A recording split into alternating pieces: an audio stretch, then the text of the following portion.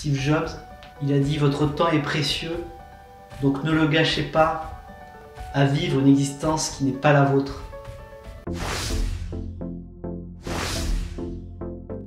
Salut ami, j'espère que tu vas bien. On est matraqué d'informations avec tous nos écrans, toutes nos applications, toutes nos notifications. Et du coup, on a perdu le contact avec nous-mêmes, on a perdu le contact avec notre état d'esprit, avec nos émotions. Les émotions, elles sont utiles, elles ont un sens et surtout, elles ont un message à nous délivrer. Elles nous délivrent un message pour qu'on réagisse. Et le problème, c'est que très souvent, on n'écoute pas ces messages et donc le signal émotionnel, il grandit. Et vu qu'on est toujours occupé, hyper diverti, on ne prend jamais un moment pour soi, pour justement écouter ce qui se passe en nous, nos émotions, et bien du coup, on est dans l'angoisse. C'est-à-dire que si on ne s'occupe pas de nos émotions, si on n'écoute pas ces émotions et qu'on ne les exprime pas, et qu'on ne réagit pas de manière adaptée face à ces émotions, et bien le signal grandit, donc ça crée de l'angoisse et de l'anxiété. Donc une seule solution, quand c'est comme ça, faire un stop, s'arrêter, se prendre un petit moment de détente.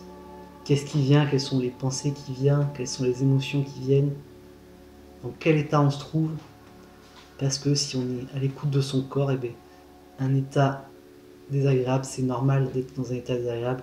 Faut-il l'écouter et réagir en fonction de cet état? Les émotions nous parlent. La dépression du timide. La dépression classique chez le timide, elle est simple, c'est dû à l'angoisse qui empêche d'avancer, qui empêche de passer à l'action, de suivre ses envies, de suivre ses désirs.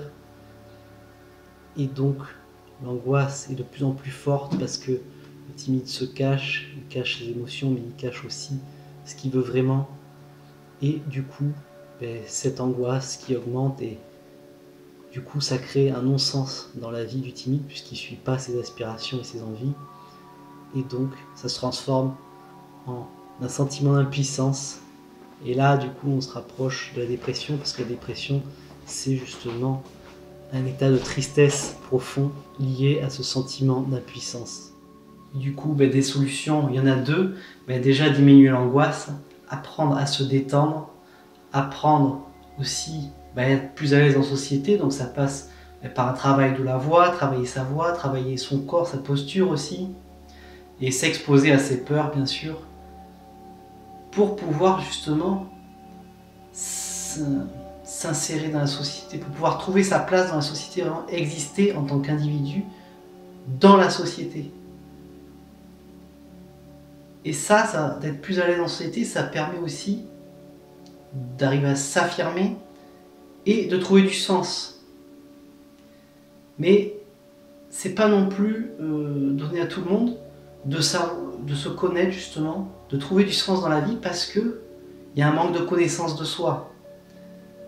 Si tu ne te connais pas, tu ne peux pas savoir ce que tu aimes, tu ne peux pas savoir où aller. Il te manque, tu vois, une boussole intérieure. Et donc, ça passe par apprendre à se connaître, que ce soit par des tests de personnalité ou carrément une thérapie. Franchement, c'est ce qu'il y a de mieux parce que ça va dévoiler justement tous les comportements inconscients et comment s'en libérer. Pour moi, le bonheur, c'est surtout trouver sa place dans la société, apprendre à se connaître et trouver sa voie, tu vois, au moins se diriger. Il n'y a pas de raison d'échouer si tu n'abandonnes pas, si tu continues. Quand tu dépasses tes peurs, tu te sens beaucoup mieux derrière. On peut penser que c'est confortable de ne pas regarder ses peurs, de ne pas les s'y confronter, mais ça amène beaucoup de regrets et beaucoup d'inconfort en fait chronique parce que justement tu n'es pas là où tu veux être, tu n'as pas fait ce que tu voulais vraiment. Donc clairement, ce qui est important, c'est de se confronter à ses peurs pour amener une confiance et trouver sa place dans la société.